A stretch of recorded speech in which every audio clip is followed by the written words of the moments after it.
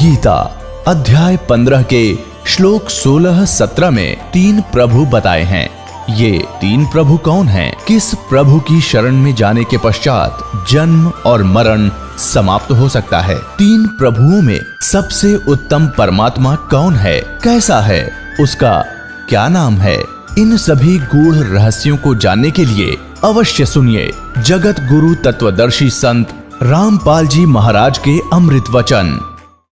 पुण्यात्माओं, जैसे हम पहले सुना करते थे, एक समय आप सुनते रहे हो, जैसे ब्राह्मण लोग बच्चों का विवाह कराते हैं, जब उनके फेरे कराते हैं, हमने खूब सुना करते हम। वो क्या कहा करते? सटाट यहां से करा करते, काश्यप गोत्रा काश्यप गोत्री। तो हमारे कोई बुद्धि में नहीं आया करते, हमने सोचा इनका कोई सेंटेंस श्लोक होगा, ऐसे बोलते हैं। तो यहां परमात्मा से परिचित आदरणीय गरीबदास साहिब जी गांव छुड़ानी जिला जज्जर वाले ने परमात्मा से प्राप्त ज्ञान के आधार से कहा कि काश्यप गोत्रा और काश्यप गोत्री पंडित शाखा लाया और कोई तत्वेता ज्ञानी जाने, वो बाण बहन ब्याह घर लाया। अब एक ही गोत्र की शुरू में ही बोलता है ब्राह्मण फेरे कराने वाला काश्यप गोत्रा काश्यप गोत्री, तो दोनों बाण भाई तो शुरू में बढ़ा दिए उसने। तो यहां गरीबदास जी कहते हैं काश्यप गोत्रा काश्यप गोत्री पंडित शाखा लाया, यानी उस पंडित ने ये वचन बोला, और कोई तत्वेता ज्ञानी जाने बहन ब्याह घर लाया। एक समय ये दास एक किसी प्लाट के सिलसिले में किसी के साथ कोर्ट में गया हुआ था, कचहरी, इसमें तहसील में। पहले की बात है जब सर्विस करता था। तो वहाँ एक नंबरदार था जो वहाँ गवाही गुई देते हैं, वो वहाँ रहते हैं तकरीबन। तो वहाँ कोई बात चल रही थी उनकी किसी पॉइंट पे। वहाँ कोई केस था, किसी लड़की ने अपने ही किसी गोत्र के लड़के से को विवाह करने की चेष्टा की थी, तो वहाँ जिक्र चल रहा था। तो वो पंडित वो कह रहा था, वो नंबरदार कह रहा था कि भाई मेरे 3 ब्याह हो लिए। नो बोला मेरे तीसरा ब्याह ही है, पहले वाली से एक बच्चा हुआ था, उसकी मृत्यु होगी, फिर दूसरा विवाह करा, हुआ भी ऐसे किसी कारण से नहीं साथ रह पाई, उसकी भी मृत्यु होगी, और तीसरा ईब करवाया है 10 वर्ष तक। तो तीनों बार पंडित ने अंबान भाई तो शुरुआत बना दिए थे, काश्यप गोत्रा काश्यप गोत्री, आप ना याद होता आप भी दान कर लियो, ऐसा वो कह रहा था। तो फिर तो सब का याद आवे, वो बोले वचन, और पंडित जी भी वहीं खड़ा था एक। तो उससे पूछ रहे थे, भाई पंडित जी नो क्यों कहते हो तुम? वो बोला हमने नहीं पता, हमारे सारे कहते हैं, हम भी ऐसे कहते हैं। तो यहां परमात्मा ने बताया है, गरीबदास साहिब जी ने कहा है कि काश्यप गोत्रा काश्यप गोत्री पंडित शाखा लाया, कोई तत्वेता ज्ञानी जाने बाण ब्याह घर लाया। तो ये वहां से बिजली गिरी है या फिर यहां आकर हमने अपनी मर्यादा आप बना रखी है।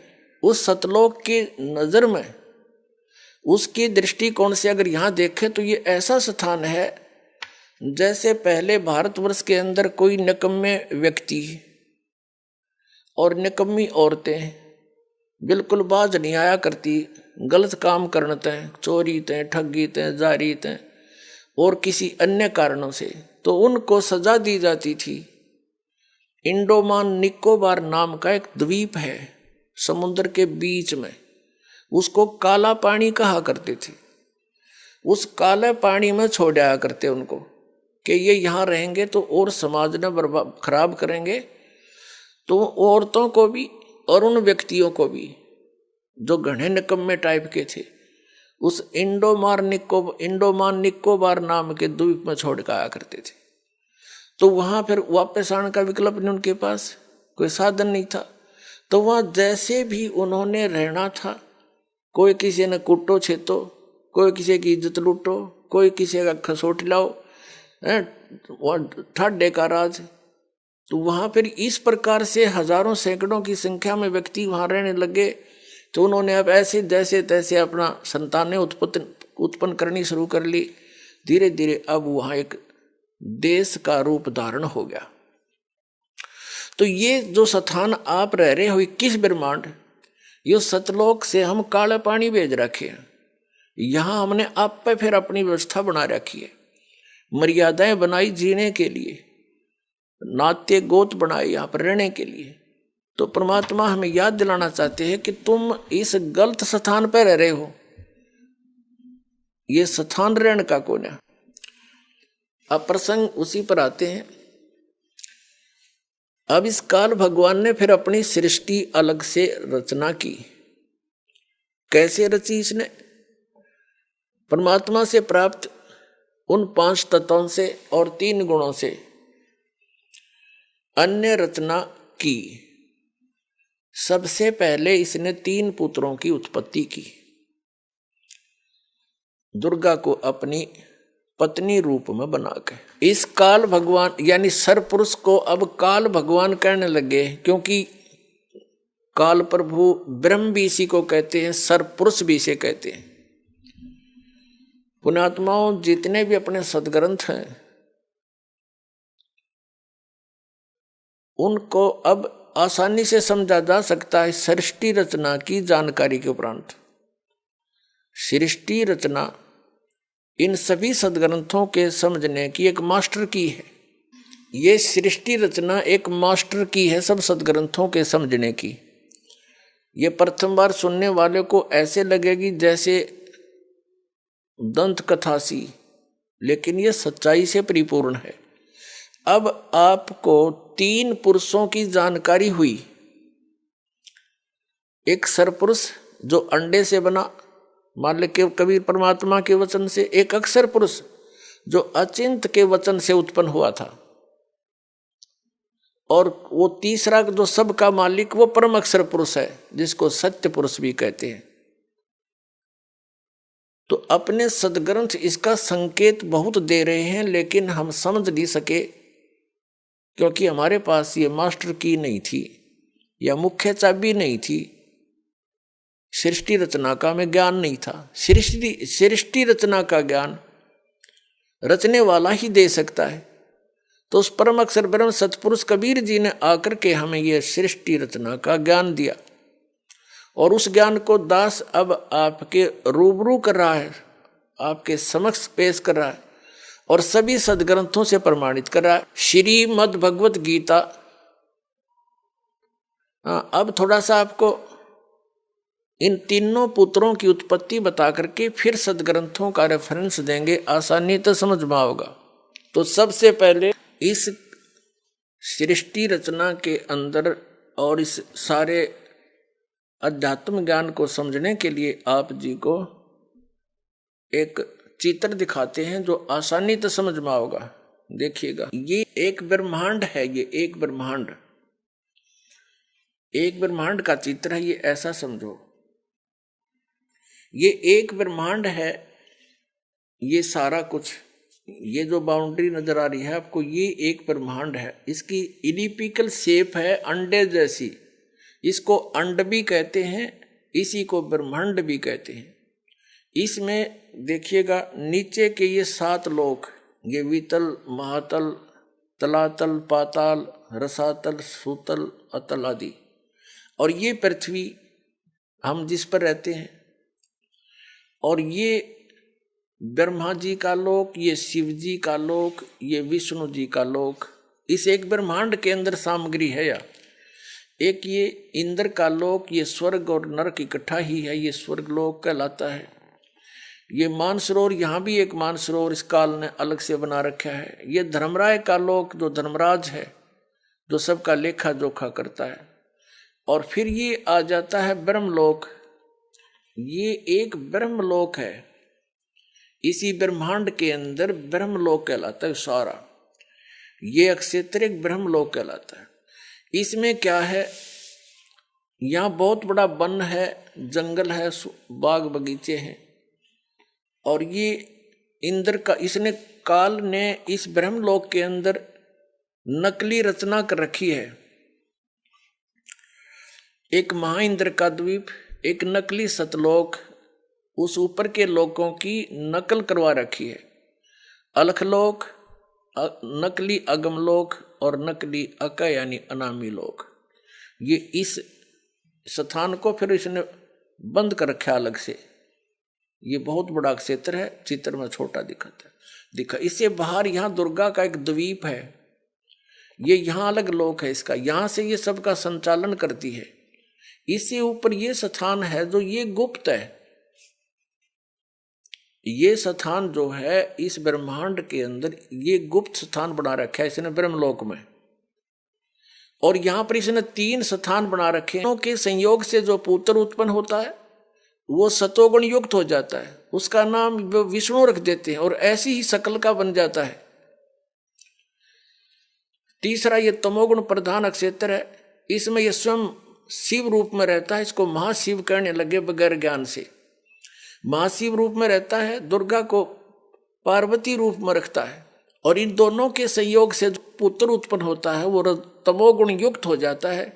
उसको शंकर और शिव नाम दे करके ये अपनी सृष्टि चलवाता है इन तीनों से, और ये स्वयं यहां रहता। चलिए, ये 3 स्थान है, एक रजोगुण प्रधान क्षेत्र, दूसरा सतोगुण प्रधान क्षेत्र, तीसरा तमोगुण प्रधान क्षेत्र।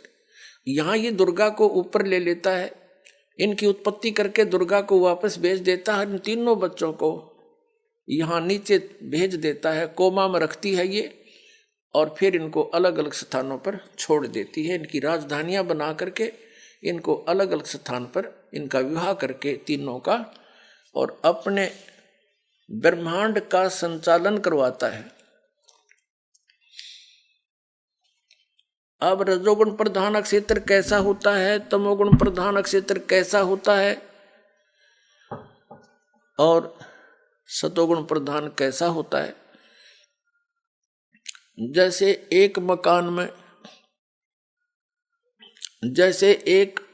मकान के अंदर 3 कक्ष हों, एक कमरे के अंदर अश्लील चित्र लगे हों और दूसरे में चित्र लगे हों साधु संत फकीरों के, और तीसरे में लगे हों शहीदों और शूरवीरों के, तो जिस कक्ष के अंदर अश्लील चित्र लगे हैं उसमें जब व्यक्ति जाते हैं उनका मन भी वैसा ही मलिन बन जाता है, वैसी भावनाएं उत्पन्न होने लग जाती हैं। और जब वो उस सतोगुण प्रधान क्षेत्र में, यानी उस सतोगुण प्रधान क्षेत्र में, यानी जिसमें साधु संत फकीरों के महापुरुषों के फोटो लगे हों, वहां जाते ही मन की भावना बदल जाती है। तो जब तक उसमें रहता है उसके वैसे ही विचार रहते हैं, क्योंकि उनकी कहानी से, उनकी जीवनी से वो परिचित होता है। और वही व्यक्ति फिर जाता है उस शूरवीरों के जहाँ चित्र लगे हैं उस कक्ष में शहीदों के, तो उनकी कुर्बानियों से भी परिचित होता है। उनको पढ़ के सुन के उनके विचार करके उनके वैसे ही भाव बन जाते हैं। ठीक इसी प्रकार इसने सुनियोजित तरीके से हम सबको यहाँ फंसा रखा है। इन 3 पुत्रों को जब ये युवा हो जाते हैं, जब ये युवा होते हैं तब तक इनको कोमा में रखता है और इनकी परवरिश जारी रखता है, इनको अचेत रखता है। पुण्यात्माओं, आजकल हमने बहुत से प्रमाण देखे हैं। एक व्यक्ति आया था हमारे पास, उसने बताया कि मेरा लड़का 16 वर्ष की आयु में कोमा में चला गया किसी दुर्घटना के कारण। आज वो 30 वर्ष का हो गया, 14 वर्ष से वो कोमा में है। उसको नली से दूध और कुछ खिलाते पिलाते हैं और वो जीवित है, कोमा में पड़ा है 14 वर्ष से। तो इस परमात्मा के विधान को समझने में अब ये भौतिक विज्ञान भी आपका सहयोग दे रही है। जब ये युवा हो जाते हैं, इन तीनों को सचेत कर देते हैं। ब्रह्मा जी को, जैसे विष्णु जी को शेष नाग की सैया पर समुद्र में लिटा दिया, और उसके नाभि से एक कमल निकाल दिया जादूगर ने, इस काल ने, और उस कमल के फूल के ऊपर ब्रह्मा जी को सचेत कर दिया, बैठा दिया, फिर सचेत कर दिया। शंकर जी को एक कैलाश पर्वत पर बेहोश रखा हुआ था, वहां सचेत कर दिया। फिर इन तीनों को सचेत कर दिया, इकट्ठे कर दिए, और फिर इनको आदेश दे दिया कि तुम अपना अपना काम करो। ब्रह्मा जी को सृष्टि रचने का, विष्णु जी को सतीथि बनाने का, और शंकर जी को संहार करने का। उनमें तीनों वो गुण बना ही रखे थे पहले ही। अब जैसे ये भगवान, फिर इनका विवाह कर दिया दुर्गा ने, अपने ही 3 रूप, अपने वचन से 3 लड़कियां उत्पन्न की, उनको समुद्र में छुपा दिया। इन तीनों को समुद्र, उसमें सागर मंथन के लिए भेजा। ये 3 लड़कियां निकली, तीनों को लेकर के मां के पास आ गए। तो मां ने कहा था, बेटा जो भी वस्तु निकले एक एक ले लेना, लेकिन उनका ध्यान रखना कि पहले कौन सी निकली है, दोबारा कौन सी, तीसरी बार कौन सी, पहचान रखना। वो तीनों लड़कियों की पहचान करके वो मां के पास ले आई। उनको बता दिया कि ये प्रथम निकली थी, ये द्वितीय, ये तीसरी बार। जो प्रथम निकली थी उसका नाम सावित्री रखा, ब्रह्मा से विवाह कर दिया। दूसरी बार निकली थी उसी में नंबर वाइज, तो उसका विवाह विष्णु जी के साथ कर दिया, उसका नाम लक्ष्मी रख दिया।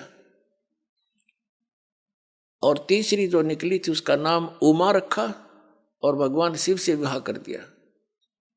अब तीनों को वचन से कह दिया कि यह तेरी पत्नी स्वीकार करो और जाओ अपने लोक में। तो तीनों को 3 राजधानी रच के ऊपर के लोक बना रखे, उनमें छोड़ दिए, जाओ। अब वहां से इस काल की सृष्टि प्रारंभ हुई, कुछ मैथुन सृष्टि, कुछ दुर्गा के वचन से, और ऐसे ये काल का सारा जुगाड़ जुड़ गया। अब पुण्यात्माओं विचार करो, आप कहाँ रह रहे हो। अब जो आज का सत्संग दास प्रारंभ करना चाह रहा था, अभी तक तो उसकी भूमिका बनी है। आप जी कहाँ रह रहे हो, कहाँ रहा करते थे, और ये गलती आपसे बनी, और वही व्यवस्था आज सबके अंदर विद्यमान है। जैसे ये हीरो और हीरोइन, ये फिल्मों में काम करते हैं बच्चे, वो अपनी रोजी रोटी के लिए निर्लज्ज होकर नाचती हैं, गाती हैं, अटक पटक चटक मटक करते हैं। और ये युवा बच्चे उसी रोग से ग्रस्त हैं जो सतलोक में गलती की थी, और उनकी उस चटक मटक को देखकर उन पर आसक्त हो जाते हैं। कोई कहता है ये मेरा फेवरेट हीरो है, कोई कहता है ये मेरी फेवरेट हीरोइन है। खाक फेवरेट है, वो कह देंगे तुम्हारे को, वो अपनी रोजी रोटी कमावन, नाचे कूदें, और तुम मूर्ख बन रहे उनके पीछे। तो ये जो हमारे अंदर वृत्ति है, ये वहां से घर करी हुई है, और वही यहाँ आज है। इस बरवाला के अंदर हिसार में यदि कोई अभिनेता अभिनेत्री आ जाती है और देखे इन बच्चों का, फिर वहां जमघट हो जाएगा। और इतनी दूर तो खड़े खड़े देखेंगे, वो खड़ा वो खड़ी है, 2 घंटे धक्के खा के वापस आ जा, धूल फांक के, क्या दिया उसने। तो इसी प्रकार हम उस सच्चे लोक से गिर गए, इसी त्रुटि के कारण। तो अब हमने क्या करना है, हम कैसे ऊपर जा सकते हैं सतलोक में, वो तरीका अब इस दास को प्राप्त हुआ है।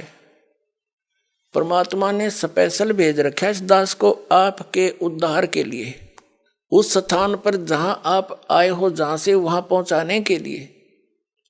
उसके लिए एक तो ये ज्ञान आपके हृदय में फाइनल हो जाएगा जिस दिन कि दास ने जो यह कथा सुनाई है सारी साची है, और है भी साची, लेकिन आप बच्चे हो, आपका कदिया सच्ची समझ में आवेगी, वो बार बार सत्संग सुनोगे, ज्ञान सुनोगे, फिर जो भक्ति विधि आपको बताई जाएगी साधना करोगे, उससे फिर आपके अंतःकरण में जो जितने भी पुराने विकार जमा है वो कम होंगे, और ये जो सत्य है ये आसानी से फिर समझ में आने लग जाएगी। अभी तक तो दास ने ये मौखिक सुनाया सारी कथाएं। अब प्रसंग चला था आप कहां से आकर के कहां रहने लगे। अब सदग्रंथों में थोड़ा सा हिंट देंगे और रात्रि के सत्संग में आपको प्रमाण देंगे। जैसे आप जी ने श्रीमद् भगवत गीता अध्याय नंबर 15 के श्लोक नंबर 1 से लेकर 4 में, वैसे तो पूरा ही अध्याय कंप्लीट यही ज्ञान देता है, लेकिन हमने इस ज्ञान को समझने के लिए इन चंद श्लोकों की ही आवश्यकता है। श्रीमद् भगवत गीता अध्याय नंबर 15 के श्लोक नंबर 1 से लेकर 4 में और 16 और 17 और 18 में, इसमें क्या कहा है। इसमें गीता अध्याय नंबर 15 के श्लोक 16 और 17 में 3 पुरुष बताए हैं, एक सरपुरुष, एक अक्षर पुरुष, और उनसे हटकर तीसरा जो है वो परम अक्षर पुरुष, परम अक्षर ब्रह्म भी कहो, सरपुरुष कहो चाहे सरब्रह्म कहो, अक्षर पुरुष कहो चाहे अक्षर ब्रह्म कहो, और परम अक्षर पुरुष कहो चाहे परम अक्षर ब्रह्म कहो। पुण्यात्माओं, आज मानव बहुत इंटेलिजेंट है, परमात्मा की दी हुई बुद्धि आपके पास विशेष है, और ये बुद्धि इसलिए विशेष दी है आपको कि आप इस आध्यात्मिक विज्ञान को भी साथ साथ समझ सकें। जो भौतिक विज्ञान के में आपने इतनी बुद्धि लड़ाई है, इसको भी इधर थोड़ा सा डाइवर्ट करें, आपका सदा का झंझट मिट जाएगा। आज हम जिस भौतिक विज्ञान पर आश्रित होते जा रहे हैं, ये तो कुछ भी सांग नहीं। 2 वर्ष वर्षा ना हो, परमात्मा अगर थोड़ी सी हाथ खींच लें अपना, ना विज्ञान रहे ना वैज्ञानिक रहे, भूखे मर टक्कर मार मार कर मर जाए सारे, तो क्या है कि खाक विज्ञान है। जो असली विज्ञान है, जो दास लेकर आए, इसको समझो। अब यहाँ घूम रहे हैं, अब यहाँ घूम रहे, ऊपर के ग्रहों में जा रहे हैं, मंगल ग्रह में खोज रहे, कोई सुख में स्थान सामग्री मिल जा, कोई बुध ग्रह में चेष्टा कर रहे हैं, कोई चंद्रमा पे जाकर खोज रहे हैं। इन खाली खोखिया में कुछ ना पावे। जो असली स्थान है सतलोक, वहां की खबर दास लेकर आया है, परमात्मा ने दी है, वो सुख वहां पर है। और वहां जाने के लिए इस भौतिक विज्ञान की आवश्यकता नहीं, आध्यात्मिक विज्ञान, इस तत्व ज्ञान की आवश्यकता जो दास के पास है। और इससे आपको यही सुख हो जाएगा जो आप कहीं और खोज रहे हो।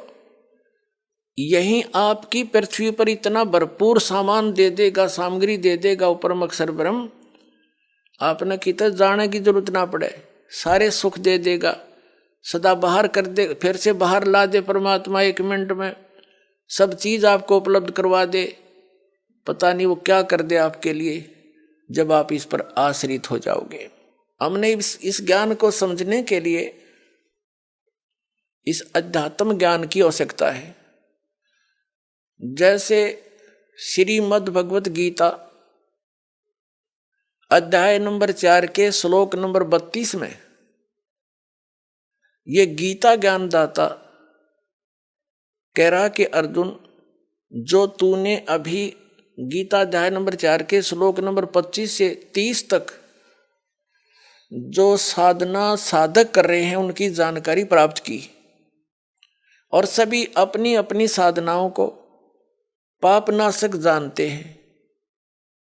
यदि उनको ये पता लग जावे कि ये साधना ठीक नहीं तो वो त्याग देंगे, लेकिन अभी तक जब तक वो कर रहे हैं पूरे निश्चय से कर रहे हैं कि ये साधनाएं पाप नाश करेंगे और पाप नाश से मोक्ष होगा, पाप नाश होकर ही मोक्ष होगा। चौथे अध्याय के 32वें श्लोक में बताया है कि अर्जुन, इन यज्ञों यानी धार्मिक अनुष्ठानों की जानकारी सच्चिदानंद घन ब्रह्म ने अपने मुख कमल से बोलकर ज्ञान दिया है, उसमें विस्तार के साथ कही गई है, और वो तत्व ज्ञान कहलाता है। उस तत्व ज्ञान से मैं परिचित नहीं हूं, उस तत्व ज्ञान के अंदर पूरी जानकारी है उस सभी साधनाओं की, सभी यज्ञों की, यज्ञ माने धार्मिक अनुष्ठानों की। चौथे अध्याय के 34वें श्लोक में गीता ज्ञानदाता कहता है कि उस ज्ञान को तू तत्वदर्शी संतों के पास जाकर समझ, उनको दंडवत प्रणाम करने से, कपट छोड़कर प्रसन्न करने से वो तत्वदर्शी संत तुझे परमात्म उस तत्व ज्ञान का उपदेश करेंगे। अपनात्माओं, गीता ज्ञान कौन दे रहा है? आपने आज तक जिससे भी सुना यही सुना है कि श्री कृष्ण जी ने गीता जी का ज्ञान अर्जुन को सुनाया। श्री कृष्ण कौन थे? श्री कृष्ण विष्णु अवतार थे, यानी विष्णु जी की ही आत्मा यहां आई हुई थी, और श्री कृष्ण के अंदर प्रवेश कर गया ये ज्योत निरंजन काल सरपुरुष।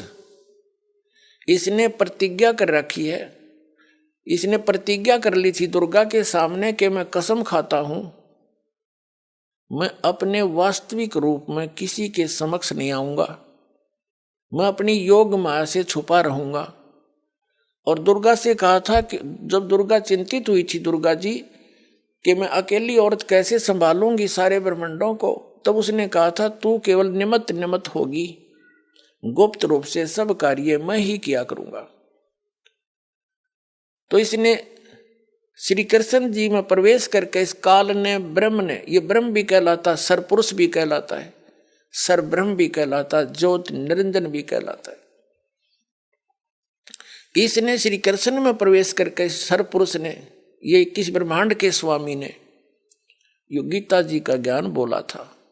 श्री कृष्ण का केवल शरीर प्रयोग किया था, जैसे एक प्रेत आत्मा दूसरे के बॉडी में प्रवेश करके बोलता है, उस समय उस आत्मा को अचेत कर देता है, उसको पता ही नहीं मैंने यो क्या हो रहा है इसमें, और वो प्रेत बोलकर निकल जाता है। तब वो सचेत होती है ओरिजिनल आत्मा उस शरीर की, तो उसको पता ही नहीं मैंने क्या बोला था। और ही बताते हैं तू ऐसे बोल रही थी, ऐसे बोल रहा था, ऐसे कह रहा था, तो थोड़ी बहुत वो भी सुन लेता है कि मैंने ऐसे बोलना शुरू कर दिया था। तो ऐसे उस काल ने श्री कृष्ण में प्रवेश करके ये गीता जी का ज्ञान बोला सरपुरुष ने। 11वें अध्याय के गीता जी के श्लोक नंबर 32 में स्वयं कहता है, मैं काल हूं अर्जुन, अब प्रवृत्त हुआ हूं, अब आया हूं मैं। श्री कृष्ण तो पहले ही खड़ा था, और अर्जुन पूछ रहा कि महानुभाव आप कौन हो, मैं आपसे अपरिचित हूं। अर्जुन, श्री कृष्ण तो अर्जुन का साला था, और साले ने भूल गया, वो कृष्ण नहीं था उस समय, वो विराट रूप दिखाया उसने, कृष्ण का भूल भाल गया, वो विराट रूप दिखाई दिया उसने, तो श्री कृष्ण नहीं था वो।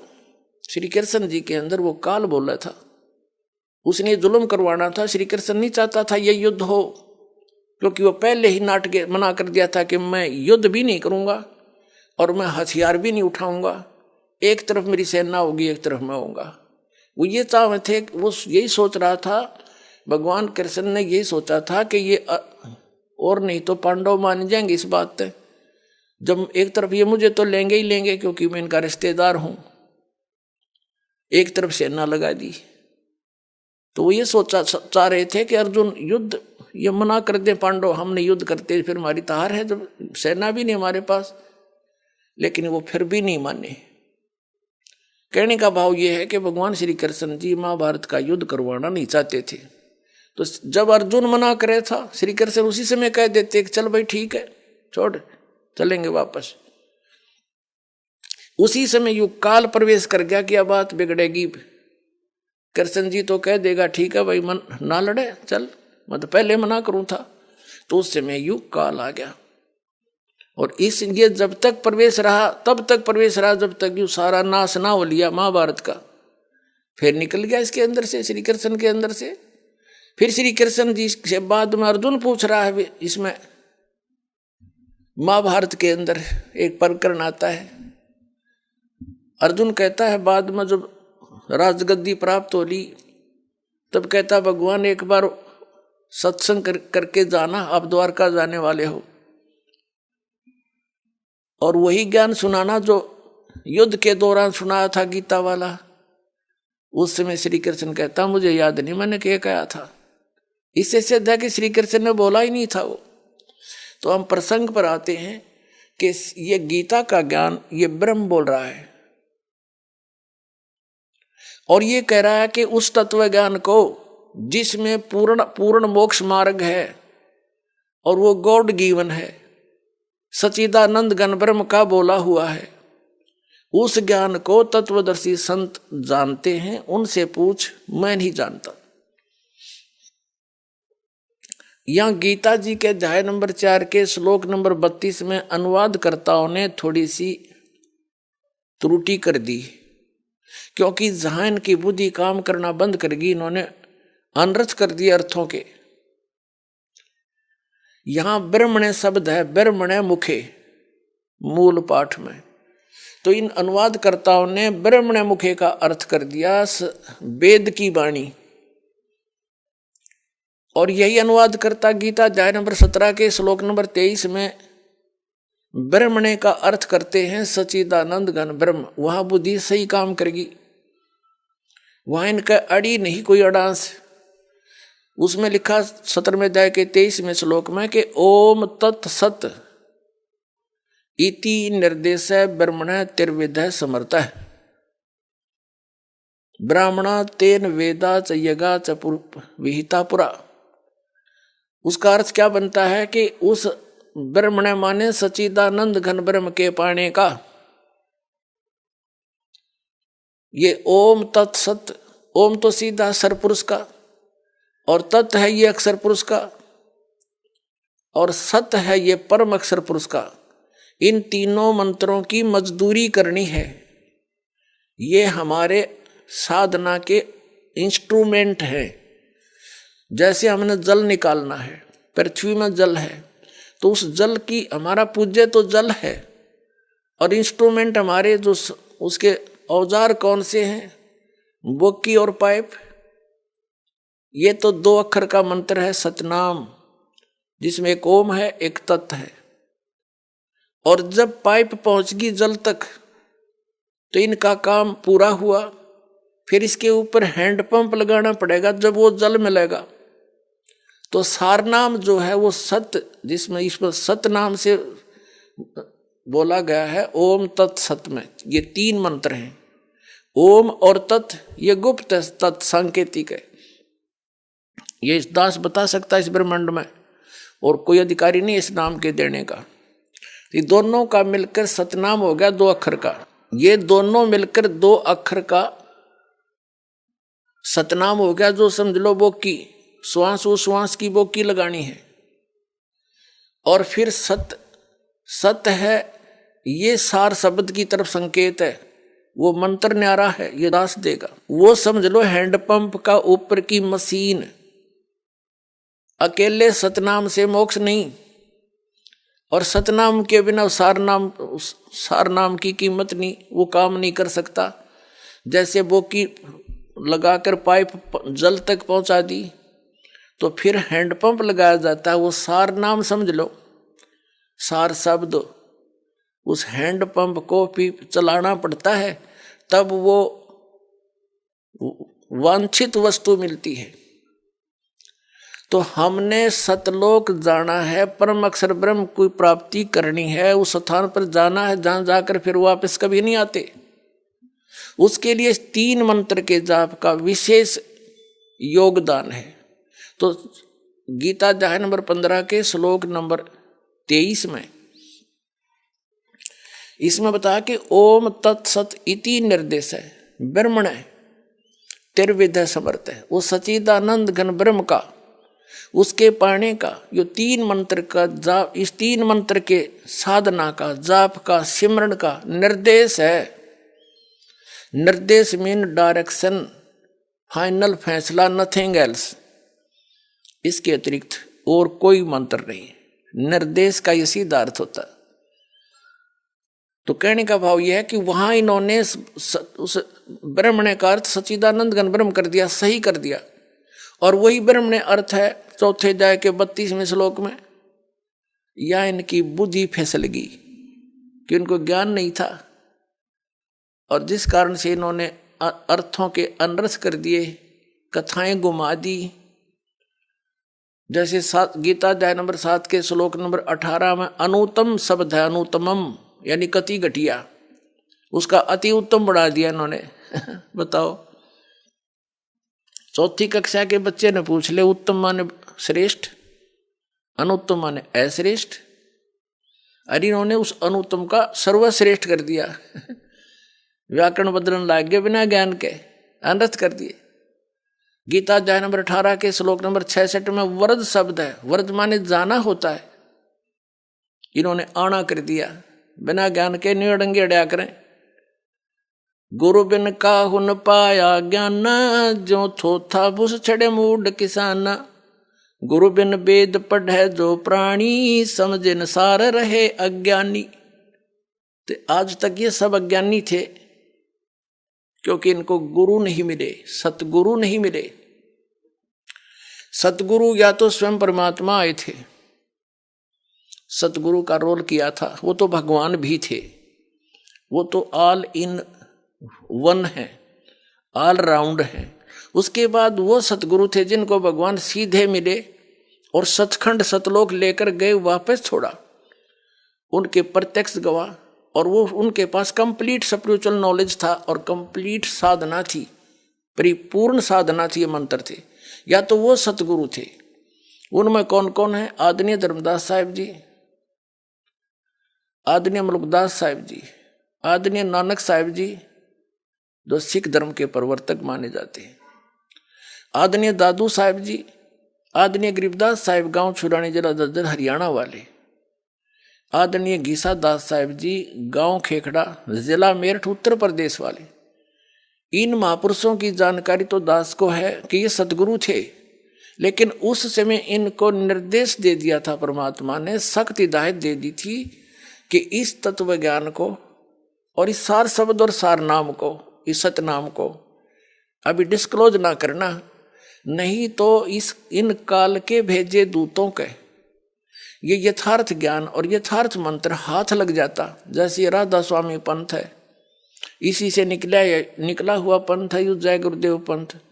सिरसा के अंदर सच्चा सौदा और जगमाल वाली वाला और ये ठाकुर वाला, ये निरंकारी, ये सारे इससे निकले हैं, गुरु सिख धर्म से ही निकले हैं। यानी गुरु ग्रंथ साहिब को पढ़ा करते ये, उसमें से अपनी अल्प बुद्धि से जैसा इनका समझ में आया वैसा नारा सांग जोड़ दिया, वास्तविक ज्ञान इनके पास था नहीं।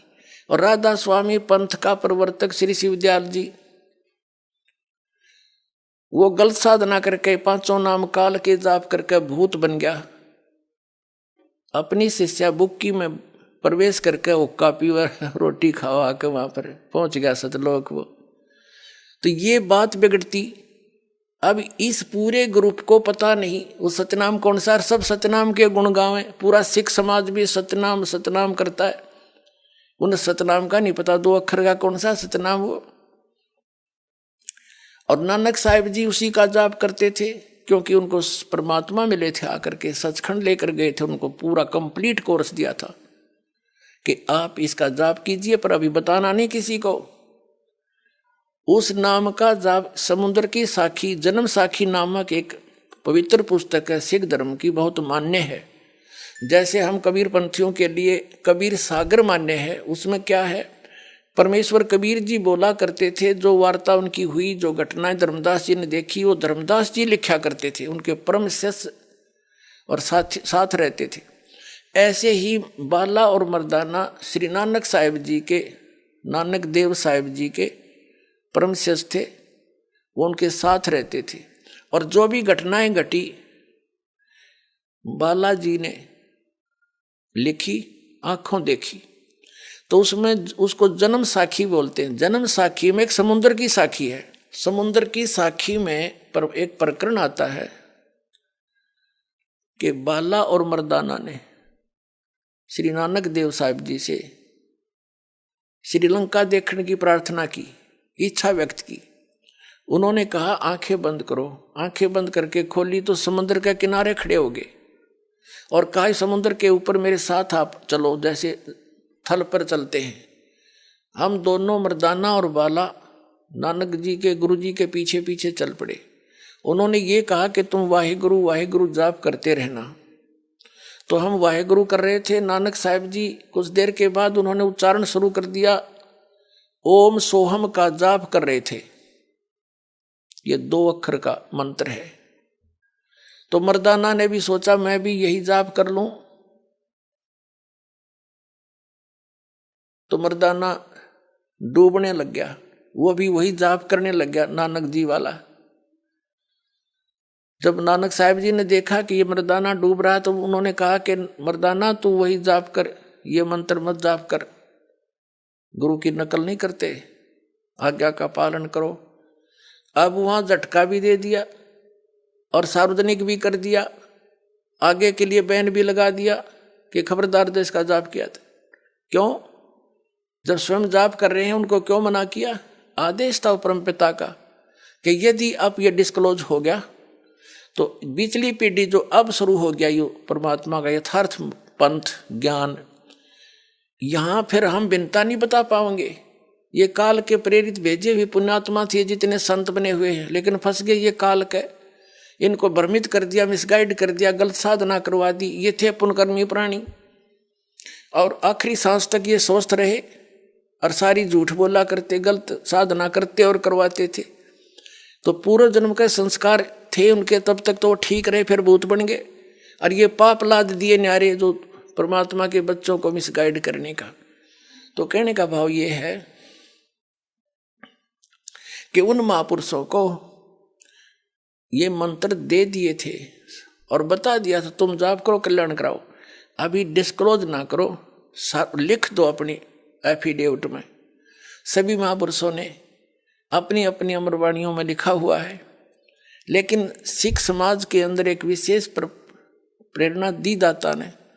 उन्होंने इस मंत्र को ग्रंथ साहिब में ही नहीं लिखा इकट्ठा, इस डर से कि कहीं किसी के यूं हाथ लग जाए, ये जाप ना कर ले इस 2 अक्षर के मंत्र का और मर्दाना वाली हालत ना हो जाए कि सबकी डूब ना जावे, यानी हानि ना हो जावे, इस डर से। और उसी गुरु ग्रंथ साहिब से ये नकली पंथ चाले सारे उससे पढ़कर समझ में इनका आया नहीं। यदि ये मंत्र गुरु ग्रंथ साहिब में लिखा हुआ होता आदि ग्रंथ में, तो ये सारे वही नाम देते। आज ये दास कैसे बिनता बताता कि ये अधिकारी नहीं है, वो अधिकारी है ही नहीं। नाम देने का अधिकारी तो दास बना के भेजा परमात्मा ने वर्तमान में, दूसरा इस पृथ्वी पर अधिकारी नहीं इस नाम के देने का। तो अधिकारी के बिना ये नाम अगर किसी से कोई नकली जो निर्भाग आत्मा होगा दुष्ट, इस दास से प्राप्त करके और ये नाम स्वयं देने लग जा कहीं पर, तो सबसे बड़ा अपराधी है इस पर परमात्मा का इस पृथ्वी पर। तो उसे एक लाभ तो होना नहीं, क्योंकि अधिकारी के बिना, जैसे किसी बालक की अपॉइंटमेंट लेटर है किसी बच्चे का, उस पर 4 लाइन होती हैं। You are hereby appointed for the post of such and such. Your salary will be such and such. These will be terms and conditions. वो 4 लाइन होती हैं और उस पर अधिकारी के साइन हो तो वो वैल्यू है, नहीं तो वैलिड नहीं है। अगर कोई उसी तरह के लिख के नो की नो डिटो को फिर अपने साइन कर दे तो उस बच्चे को कुछ नहीं मिलना, वो धोखा दे रहा है। दूसरे शब्दों में, यदि कोई डुप्लीकेट ड्राइविंग लाइसेंस या पासपोर्ट बनाता है, उसमें तो वो ओरिजिनल दिखता है उसको बनवाने वाले को, भोले को, लेकिन वहां पता चलेगा जब उसकी आवश्यकता पड़ेगी तो उस समय फिर कुछ हाथ नहीं लगना, फिर तो सीधा जेल, दुर्गति होनी उस व्यक्ति की। तो वो सबसे बड़े दुष्ट हैं जो इस नाम दास से लेकर स्वयं देने लग जाएंगे। तो परमात्मा ने तो उनसे कसम दिला दी थी महापुरुषों से, धर्मदास मेरी लाख दुहाई। ये सार शब्द, ये मूल ज्ञान के अंदर ये सतनाम और सारा कुछ आ जाता है। मूल ज्ञान को थोड़ा बहुत सार्वजनिक सतनाम को थोड़ा बहुत सार्वजनिक करना पड़ा, लेकिन सार शब्द को तो कति छींट भी नहीं लागण दी दाता ने किसी के। इस दास के अतिरिक्त इस ब्रह्मांड में किसी के न सपने में भी ज्ञान नहीं, सार शब्द है।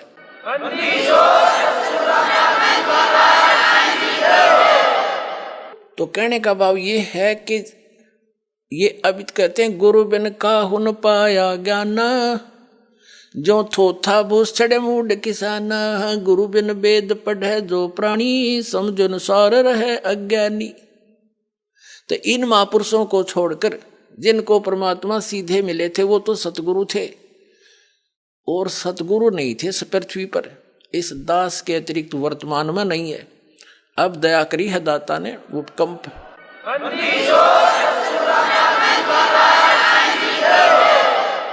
तो उन महापुरुषों ने अपने सब्र की घूंट पी, परमात्मा के आदेश का पालन किया।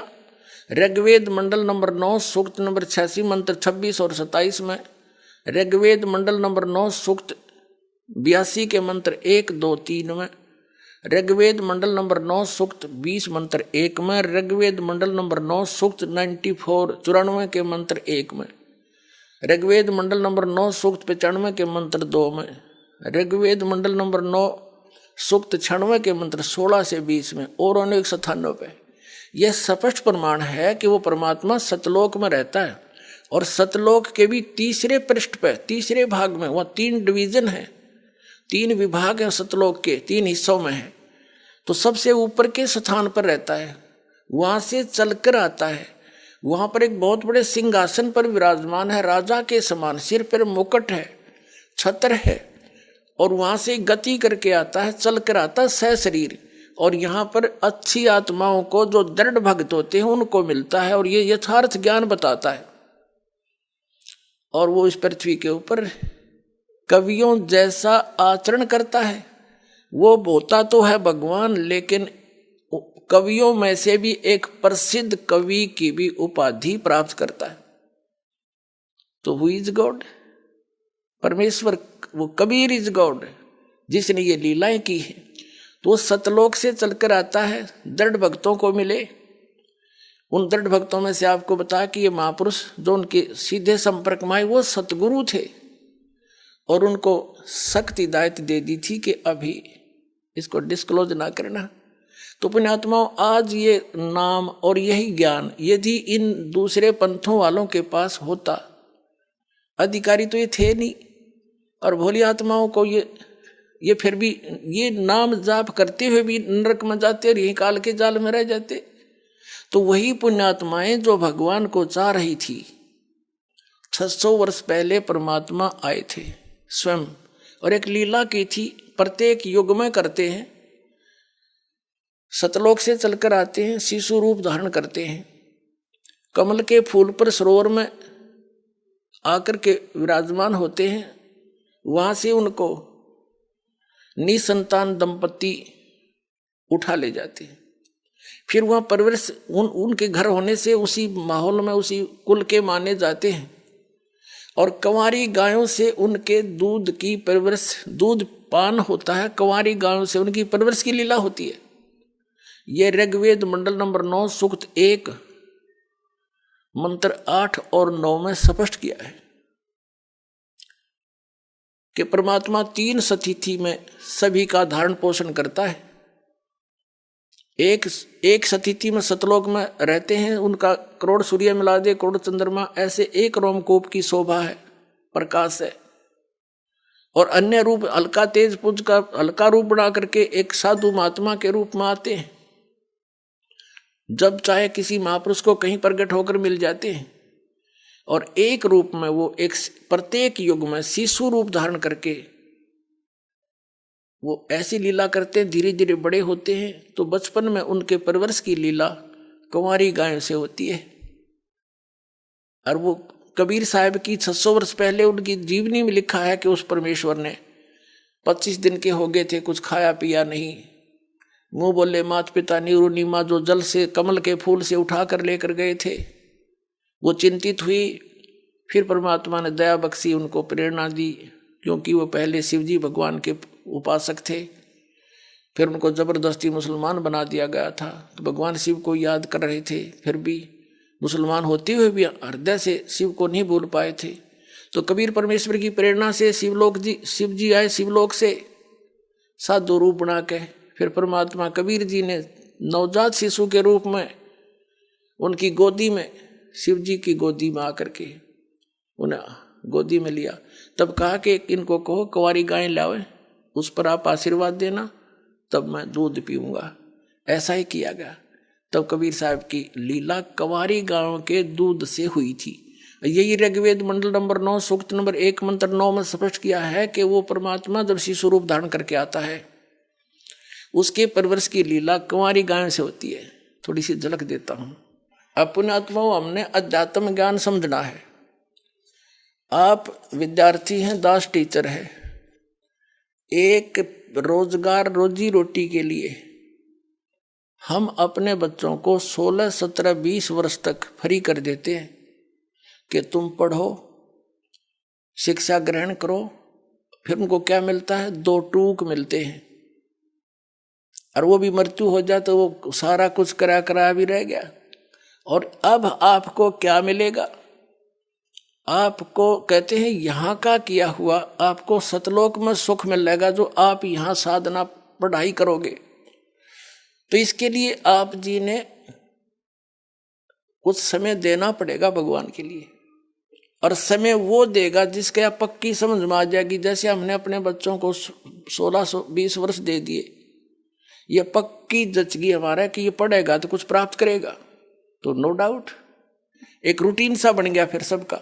तो ऐसे ही इस ज्ञान से आपके हृदय में एक परिवर्तन होगा कि यहाँ की रोजी रोटी भी भगवान ने देता है, उसके बिना नहीं दे सकता। चाहे कोई कितना सर पटक लो और कितने तुम इन राजनेताओं के निकट घूम लियो, जब भाग में नहीं होगा तो कति नहीं दे सकते हुए से सर पटक लेना। और देना भगवान ने 2 रोटी चाहिए, हमने घनी बकवाद देंगे, आवश्यकता नहीं रहेगी, महसूस नहीं होगी। अब ये ड्रेस आपको मिली है ना, यह ड्रेस मनुष्य वाली, ये विद्यार्थी की ड्रेस है इस पृथ्वी पर। और विद्यार्थी अपने उद्देश्य को भूलकर फिल्म देखता है, गाने सुनता है, ताश खेलता है, सुल्फा पीता है, घोटी लाता है, तो उसके कैसे लक्षण है? क्या वो उपलब्धि करेगा उस अपने पढ़ाई की? नहीं, वो फिर सदा दुखी होगा। इसी प्रकार ये मनुष्य शरीर आपको प्राप्त हुआ था, यहाँ से सत भक्ति करके और सतलोक में मिलेगी। यहाँ करी हुई कमाई आपको वहाँ सुख होगा, और यहाँ भी सुविधा पूरी देगा, क्योंकि आप विद्यार्थी हो, उस परम पिता के बच्चे हो। आपको विद्यार्थी बनाकर भेजा है तो सुविधा भी वो देगा। 2 रोटी चाहिए, बकवाद नहीं। गोटी लाना, फंड करना, 6 प्लाट ले ले, 4 कोठी बना ले, और कल मर जाए फिर कुत्ता बने अंडे, सिर पर धर ले कोठी न उसने। तो ये बात आपका समझ में आवेगी धीरे धीरे, क्योंकि अभी तक तो हमने बकवादें सुनी और वो देखी है। तो इस प्रकार इनसे परमात्मा ने यह शरीर इसलिए दिया आपको कि आप विद्यार्थी हैं, और सब इसको पुनः सोचो इस बात पर। और यहाँ का जैसे जो बच्चा जो ट्रेनिंग करता है, जिस भी साइड की, कोई मेडिकल कर रहा है, कोई इंजीनियरिंग कर रहा है, कोई वैसे पढ़ रहा है, कोई शास्त्री की कर रहा है, तो वहाँ की हुई पढ़ाई उसको फील्ड में सुख मिलेगा, और वो वहीं सुख प्राप्त कर रहा है, तो यूजलेस हो गया उसका सारा काम। तो आप जी जो यहाँ सुख ढूंढ रहे हो, MLA MP मिनिस्टर मंत्री बन के, या यहाँ कोई कार कोठी बनाने में ही जुटे रहते हो, आप उद्देश्य भूल चुके हो अपना। अब फिर याद करो, और यहाँ का किया सतलोक में मिलेगा आपको, वहाँ ठाठ करियो, कुछ भी काम को ना, सारे सुख कितना बैठे बतलाइयो, और कहीं कुछ खाइयो पियो, सारी मौज, विमान आपके सामने होगा, जहाँ बैठ कर जाइयो, सारी सैर सपट्टे करियो, वहाँ सारा सुख वहाँ पर है एज इट इज। ये नकली पंथ बताया करते, सतलोक में प्रकाश ही प्रकाश है, आत्मा उसमें जाकर मिल जाती है जैसे बूंद समंदर में। इन्हें खक देखा वहाँ पर। तो परमात्मा ने दया करी थी, धर्मदास ये मूल ज्ञान की दबार ना पढ़ी, धर्मदास मेरी लाख दुहाई, ये मूल ज्ञान तो सारा ज्ञान जो दास आपको बता रही है वो असली ज्ञान, कहीं बाहर न जाई। मूल ज्ञान बार जो पढ़ी, बिचली पीढ़ी हंस नीते रही। और मूल ज्ञान को तब तक छुपाई जब तक ये द्वादश पंथ मिट जाई। अब ये जितने भी पंथ थे ये सब मैच्योर हो लिए, इन्होंने जो ज्ञान देना था दे चुके हैं, उन्हीं को रिपीट कर रहे हैं उनके उत्तराधिकारी, और अनुयायियों को पता है ये क्या ज्ञान देते हैं। अब इस तत्व ज्ञान के सूर्य की रोशनी में अब वो ऐसे छुप जाएंगे जैसे उनका अस्तित्व ही नहीं रहेगा। तारा मंडल बैठे कर ये चांद बड़ाई खावे, उदय भया जब सूरज का स्यों तारों छुप जावे। और ज्ञान सब ज्ञानेड़ी यू कबीर ज्ञान सो ज्ञान, जैसे गोला तोब का अब करता चला मैदान। तो इन सब फेल हो जाएंगे जितने भी संत पंथ है ये नकली, और एक ही ज्ञान रह जाएगा परमात्मा का, क्यों हम सभी उसी के बच्चे हैं और उसी के लिए हम भटक रहे हैं। गुरुओं के पास उसी के लिए गए, हमने धर्म भी भगवान पाने के लिए ही अलग बनाए। अब वो हमें सहज में मिलने जा रहा है तो हम फिर एक हो जाएंगे, अवश्य होंगे, देख लेना, ज्यादा समय नहीं लगेगा। अब क्या है जो प्रसंग उस पर आते हैं कि उस परमात्मा की पहचान होना अनिवार्य है कि वो परमात्मा कौन है, कैसा है, और जहाँ हम जाने के लिए मोक्ष प्राप्त करके वहाँ जाना चाहते हैं वो स्थान कैसा है। कोई नहीं होगा वहाँ तो प्रकाश ही प्रकाश, आत्मा उसमें अमर आनंद लेती है, खाक आनंद लेगी जब उसमें बूंद समंदर में मिल गई है, या बड़ा बूंद की तरह घूम डोट डोट डोट से क्या आनंद होया, वो प्रमाण कहाँ है। तो दास जो बता रहा है उन महापुरुषों ने देखा जिनको वापस छोड़ा गया था, उनके द्वारा बताए गए उस आंखों देखे विवरण से परिचित करा रहा है कि वहाँ उन महापुरुषों ने ये बताया है। और ये लिखा हुआ सदग्रंथों में कबीर पंथी पहचान सके नहीं सब निराकार बतावें, चेतन ही चेतन है, भगवान वहाँ निराकार है। तो इन्होंने क्या देखा, ये झूठे हैं, अनुभवहीन हैं, इनकी वहाँ तक पहुँच नहीं हुई, ये सब झूठ बोल रहे हैं। तो आप जी ने स्वयं सोचना है और जानना पड़ेगा और फिर यहाँ आकर कल्याण कराओ। अब जो प्रसंग चल रहा है कि भगवान कौन है, जिसने वेदों में जो लिखा है विशेष, वैसे तो ये विश्व के ग्रंथ है, पवित्र चारों वेद, पवित्र श्रीमद् भगवद गीता, ये पवित्र 18 पुराण, ये उस समय लिपिबद्ध किए गए थे जिसमें कोई मजहब धर्म नहीं था। ये विश्व ग्रंथ है, लेकिन इनमें इनकम्प्लीट नॉलेज है, कंप्लीट नहीं है। कंप्लीट ज्ञान तो परमात्मा ही आकर देता है, अपने मुख कमल से बोलता है, यही तो वेद बताते हैं। और यही पवित्र गीता अध्याय नंबर 4 के श्लोक नंबर 32 में कहा है कि वो सच्चिदानंद घन ब्रह्म की वाणी में, यानी वो परमात्मा स्वयं आकर अपने मुख कमल से बोलता है, उसमें विस्तार से लिखता है, बोलता है, और वो लिखे जाते हैं। वो तत्व ज्ञान है, वो केवल तत्वदर्शी ही बता सकते हैं, और उनके पास नहीं हो सकता। तो तत्वदर्शी ये दास है पुण्यात्माओं आज पूरे विश्व में, ये सत्कर मान लियो।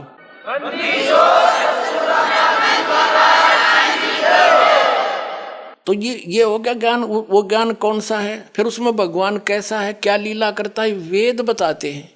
और वेदों को पूरा, वैसे विशेषकर वर्तमान में पवित्र हिंदू धर्म के पुण्यात्मा तो अवश्य स्वीकार करते हैं कि वेदों में जो लिखा सही है। बाकी अन्य धर्मों के लोग भी वेदों को मानते सही हैं, वो स्वयं उसका पढ़ नहीं रहे, उसका अध्ययन नहीं करते, वो अलग बात है। अब देखो वेद क्या बताते हैं, वो परमात्मा लीला कैसी करता है। देखिए ऋग्वेद मंडल नंबर 9 के अंदर दिखाएंगे आपको। और एक विशेष बात देखो,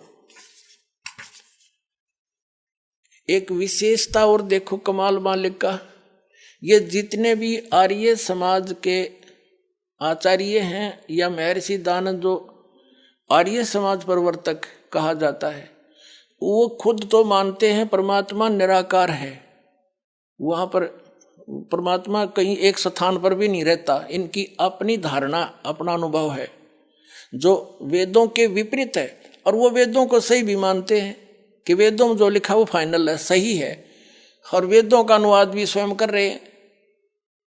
देख कमाल कुदरत का, कैसी दया करी आपके ऊपर।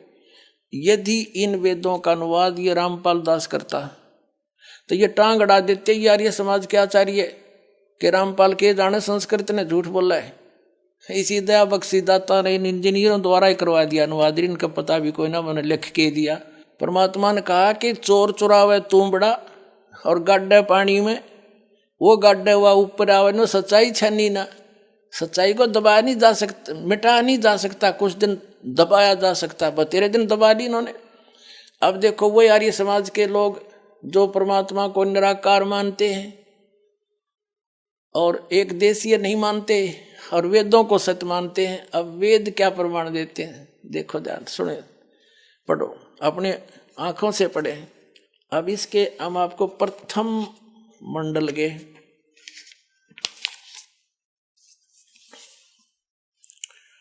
ये नौवां मंडल है और इसका प्रथम मंत्र है ये वाला। इसमें सबसे पहले सोम शब्द है। सोम का अर्थ इन्होंने परमात्मा किया है, ठीक, परमात्मा, ठीक। अब हम आ जाते हैं, ज्यादा ना समय लें, ये देखिएगा ऋग्वेद मंडल नंबर 9 सूक्त 1 और मंत्र नंबर हम 9 पढ़ देंगे। इसमें भी शिशुम शब्द है और सोम शब्द है। इसमें क्या लिखा है कि इमम माने उस, सोमम माने सोम स्वभाव वाले श्रद्धालु पुरुष को, या लिखना था उस परमात्मा को, उस सोम स्वभाव वाले परमात्मा को, शिशुम जो शिशु रूप धार करके प्रकट होता है कुमार अवस्था में ही, सब पर अभी अधन्या धेनव, अभी माने सब प्रकार से पूर्ण रूप से, अधन्या अहिंसनीय, धेनव माने गौवे, ये विचलित हो गए। यहाँ लिखना था वो पूर्ण रूप से अधन्या, हमारे देसी भाषा में गाँव में हमारे हरियाणा में यहाँ पर जो गायें नए दूध ना हुई हो, गर्भ ना धारण किया हो, उसको कहते हैं ये बिना धनाई है,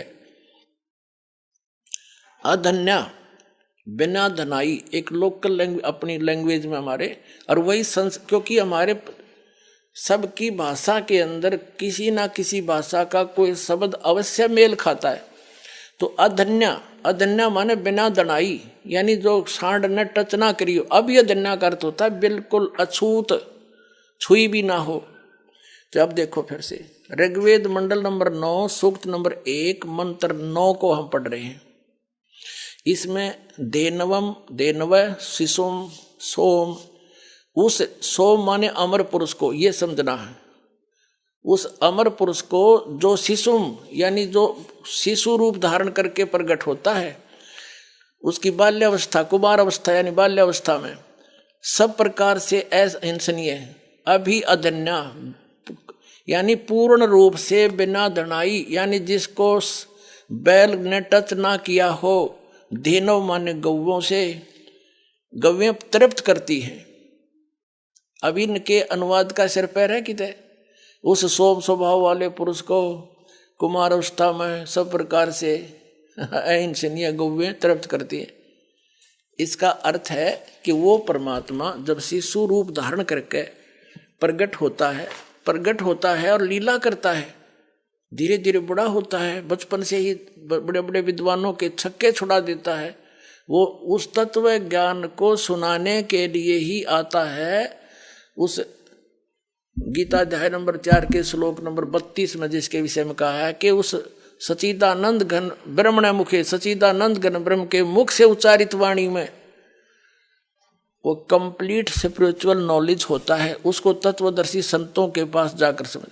तो ये तो प्रमाण आपने मिला कि परमात्मा जब शिशु रूप धारण करके आता है तो उसकी परवरिश की लीला कुंवारी गायों से होती है, या वही कौन से भगवान के जिनको हम भगवान मानना करते तो उनमें किसी एक का दिखा दो उदाहरण, राम का, श्री कृष्ण का, या श्री विष्णु का, श्री और किसी भी देवता का, या कोई जिनको 9 अवतार मानते हैं या 50-25 अवतार मानते थे, या कोई पीर पैगंबर का दिखा दो, या लीला जो दास आपको वेदों में प्रमाणित करा। अब उनकी जीवनी में 600 वर्ष पहले जो दाता ने लीला की थी, जो करता ही ऐसी है प्रत्येक युग में, वो दिखाते हैं। ये है पवित्र कबीर सागर, ये है ज्ञान सागर।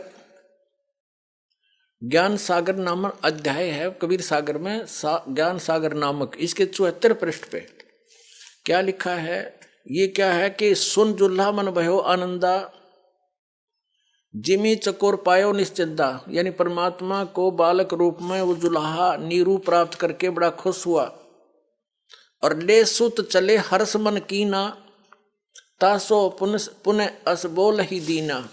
सुत काशी को ले चले लोग देखण ते आव, आनी अन पानी बक्सा नहीं, खावे नहीं जुल्हा शोक जनावे। कुछ नहीं खाओ पियो, छोटा सा बालक जुलाहा यानी नीरू दुखी हुआ, चिंतित हुआ। अब फिर देखो, तब जुल्हा मन कीन तिवाना, रामानंद सो की कही उत्पाना। मैं सुत पायो बड़ा गुणवंता, और कारण कौन बखे नहीं संता। रामानंद ध्यान तब दारा, जुल्हा सो तब वचन उचारा।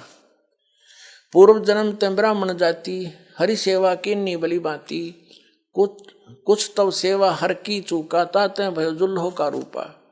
प्रीति प्रभु गए तोर लीनी, ताते उद्धान में सुत तो दीना। अब नीरू यानी जुल्हा कहता है कि अब क्या है कि रामान, वैसे तो वास्तविकता अलग से है, क्योंकि कबीर परमेश्वर ने कहा था धर्मदास जी को कि 12वां पंथ का जो प्रवर्तक होगा गरीबदास, उसके द्वारा मेरे यथार्थ ज्ञान को पुनः प्रकट किया जाएगा। मैं उसको सत्य से परिचित कराऊंगा, दोबारा छोड़ूंगा, वो फिर सही ज्ञान लिखेगा। तो तब तक परमात्मा ने क्या कहा था कि मेरे इस कबीर सागर में थोड़ा बहुत ये अनसमझ लोग कबीर पंथ में काल के दूत घुस के कुछ परिवर्तन कर देंगे, लेकिन सच्चाई को छुपा नहीं पाएंगे। सच्चाई को छुपा तो नहीं सकेंगे, थोड़ा बहुत परिवर्तन कर सकते। इन्होंने रामानंद से जोड़ दी कि रामानंद ने कहा कि एक गाय लिया कंवारी। वास्तविकता गरीबदास जी ने अपने ग्रंथ में लिखी है कि शिव उतरे शिवपुरी से अवगत बदन विनोद, और उन्होंने आकर के शिव मंडल से साधु रूप बना के शिव जी आए, क्योंकि उस नीरू और निमा शिव के पुजारी थे। उसी जन्म में ब्राह्मण ब्राह्मणी थे, वो जबरदस्ती मुसलमान बना दिए गए थे। भले ही वो मुसलमान थे, लेकिन अंतःकरण से पुकार अपने शिव जी की किया करते थे। तो शिव जी आए थे, और फिर परमात्मा ने आपको बता दिया। खुद कबीर साहब बोल रहे थे, 25 दिन के बालक, उनसे 7 बार चर्चा की थी। उससे कहा था कि इनको कहो कंवारी गाय ले आवें, आप उस पर आशीर्वाद रख देना, वो दूध देगी, वो पिया करूँगा। और वो देती रहेगी, फिर ब्याह नहीं की कभी भी, ना नए दूध होगी, और वैसे दूध देती रहा करेगी। उसके बाद दूसरी शुरू हो जाएगी, ऐसे। अब देखिएगा, फिर इन्होंने जैसे तैसे हमने सच्चाई से परिचित होना है, जैसा भी है। देखिए, अब यो नीरू कहता है, रामानंद ने इनके अनुसार क्या है, रामानंद ने कहा कि तुम पहले जुल्हा थे, तुम पहले ब्राह्मण थे पिछले जन्म में, तुमने कोई गलती कर दी भगवान की भक्ति में, इस कारण से तू धानक बन गया, जुल्हा बन गया। और तेरी प्रीति को देख करके भगवान ने तुझे जंगल में लड़का दे दिया, बच्चा दे दिया। वो तो जैसे इनकी सोच है, हमने सिर्फ उस निष्कर्ष पर पहुंचना है कि वो लीला कैसे हुई थी उस परमात्मा की। अब ये क्या कहता है नीरू जुलाहा, हे प्रभु जस की नो तस पायो, मैंने जैसा किया उसा भोग लिया। आरत हो तो दर्शन आयो, संकट में मैं तेरे पास आया हूँ। रामानंद जी से कह रहे हैं वो नीरू। सो कियो उपाय गुसाई, बालक अक्षुदावस कुछ खाई। अब देखो, इन कबीर पंथियों ने जो गलतियां की हैं स्पष्ट है। यहाँ नीरू लिखना था, नूरी लिख रखा है, नूरी वचन, ये नीरू वचन है। तो यूं गलती होगी इनसे, और उसको फिर उस गलती को सुधारने के लिए परमेश्वर ने अपनी प्यारी आत्मा आदरणीय गरीबदास साहिब जी को सचखंड से ले जाकर वापस छोड़ा। उन्होंने फिर उसकी पूर्ति कर रखी है। सन 1727 में परमात्मा मिले थे गरीबदास साहिब जी, जब 10 वर्ष के थे। और उसके बाद गरीबदास जी के ग्रंथ में एक मात्रा की भी गलती कोई नहीं कर सकता। एक ने कोशिश की थी थोड़ी सी परिवर्तन करने की, गरीबदासी साधु ने, उसको अदरंग मार गया। तो सबको डर हो गया कि इसमें बिंदी भी मत हटा दिए, उसकी ये दशा हो जाएगी, नहीं तो ये अपनी जीव संज्ञा में इसमें भी काल के दूत गड़बड़ कर जाते। गरीबदास पंथ से दास निकल कर आया, उनकी पूरी हिस्ट्री से परिचित है। तो उसमें उन्होंने जरा सा भी परिवर्तन नहीं किया, तो उस दास के पास है आज वो सारा यथार्थ ज्ञान, और इनसे मेल खाता है। जो उससे इसमें कुछ गड़बड़ है इसे शुद्ध हो जाएगी। तो इस प्रकार यो श्रेष्ठ ज्ञान मक्खन काट गए और 2 बार ताके देसी घी बना दिया आपके लिए तत्व ज्ञान। अब देखो, हे प्रभु जस कीनो तस पायो, आरत हो तो दर्शन आयो। कबीर सागर पढ़ रहे हम। सो कहियो उपाय गुसाई, बालक अक्षुधा वंत कुछ खाई। कि बालक भूखा कुछ खा, वैसा बताओ। रामानंद अस उक्ति युक्ति विचारा, तब तुम सुत कोई ज्ञानी अवतारा। बछिया जाही बैल नहीं लागा, सोले ठाड करो ते आगा। रामानंद जी ने कहा कि एक ऐसी बछिया लाओ जिसको बैल ने टच ना किया हो, यानी कंवारी। बछिया जाही बैल नहीं लागा, सोले ठाड करते आगा। और दूध चले ते छनते, दूध ही धरो छपाई। अक्षुदा वंश जब होवे, ताको दे खुदाई खवाई। जुल्हा एक बछिया ले आवा, चलो दूध कोई ब्रह्म न पावा। चलो दूध जुल्हा हरसाना, राख छिपाई काहू नहीं जाना। दूध पीवंत दूध तब पीवंत नाम कबीरा, खेलत संग सब मत धीरा। बालकों के साथ खेल रहा है और वो दूध वो कबीर परमात्मा पी रहे हैं। आज का जो सत्संग का उद्देश्य था पुण्यात्मा, अभी तक तब भूमिका बनी है जो दास बताना चाहा था कि आप सतलोक से आए हुए हो, आपसे गलती बन गई। उस गलती को सुधारने के लिए एक चांस दे दिया दाता ने आपको, मनुष्य शरीर या बिचली पीढ़ी। अपने आत्माओं, इस अध्यात्म ज्ञान से आपको एक तो ये पता लगेगा कि आप कौन हो। अब जैसे आज तक जितने संत पंथ थे यूं कहा करते थे, भाई आत्मज्ञान हो गया। इन आत्मज्ञान का पता नहीं क्या होता है। और आत्मज्ञान हो गया तो उसे लाभ क्या होगा जब तक परमात्म ज्ञान नहीं होगा। आत्मज्ञान तो यूं हो गया कि हम जीव हैं। अब वो आत्मज्ञान भी ना था, इनको आत्मज्ञान भी दास ने कराया कि आत्मा ने अपने बारे में जानकारी होना, हम कौन है या क्यों फंस रहे हैं। अब आपको आत्मज्ञान कराया और परमात्म ज्ञान करा दिया। आत्मज्ञान तो ये हो गया कि आप जिस सतलोक में रहा करते थे यहाँ के वासी नहीं हो। आप कौन हो, कहाँ से आए हो, यहाँ क्यों कष्ट उठा रहे हो, ये है आत्मज्ञान। और परमात्म ज्ञान ना हो तो इस आत्मज्ञान तक के पता के क्या फायदा हुआ इसका। तो परमात्म ज्ञान यानी परमात्मा कौन है, कैसा है, उसका कहाँ प्रमाण है, ये सिद्ध कर दिया। कबीर इज गॉड, वेदों में प्रमाण और उनकी लीला में प्रमाण, सदग्रंथों में प्रमाण। तो कहते हैं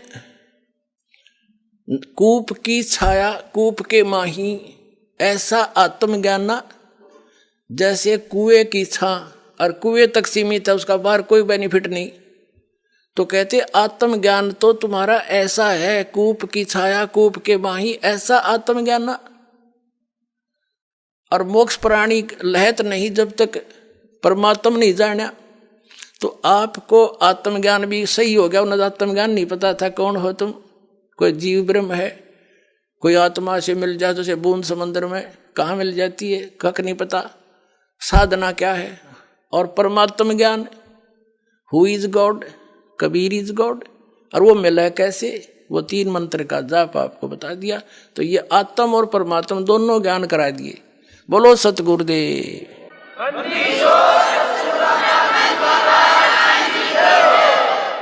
सत साहिब।